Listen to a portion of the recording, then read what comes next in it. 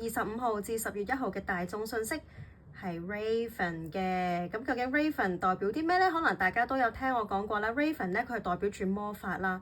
但係其實真正嘅魔法咧，係講緊我哋每一個人咧，自己都係一個魔法師。我哋每一個人都有能力去創造、去顯化我哋想要嘅嘢。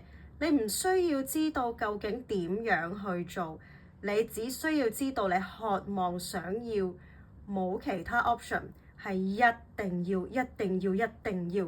OK，咁其實咧，上星期嘅大眾訊息係企鵝，就係叫大家唔好去諗啦，跳咗落去先，係咪？咁其實可能如果你有聽嘅話，咁你已經跳咗落去啦，你開始見得到其實你身處緊嘅環境係點樣樣。咁所以今個禮拜嘅後續就係放膽去試去做，讓你內心嘅 desire 爆發出嚟啦。